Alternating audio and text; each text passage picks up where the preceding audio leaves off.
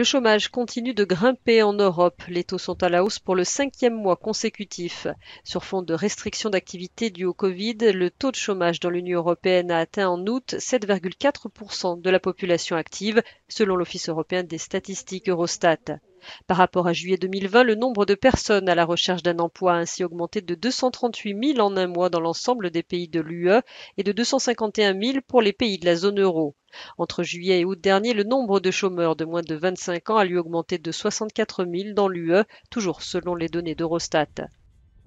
Exemple des difficultés rencontrées par les jeunes, l'histoire de Marie Lopez, une Portugaise de 21 ans, embauchée comme serveuse dans un quartier touristique de Lisbonne. Elle a perdu son travail et son employeur n'a pas pu lui payer tout ce qu'il lui devait.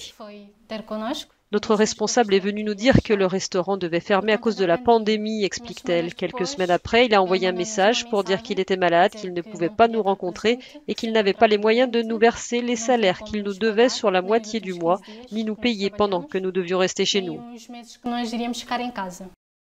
Ce mois-ci, le taux de chômage des femmes est en légère hausse à 7,6% de la population active dans l'UE contre 7,1% pour les hommes.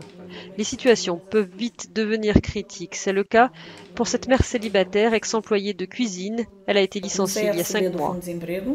J'ai commencé à recevoir des allocations chômage, Dieu merci, dit-elle, et j'ai commencé à payer mes factures qui étaient en retard depuis 5 mois. Jusqu'à présent, je n'ai pas réussi à trouver un autre emploi. Dans plusieurs pays, les plans de soutien mis en place par l'État vont prendre fin alors que la pandémie se poursuit. Les prévisions ne sont donc guère optimistes dans les secteurs touchés par la crise.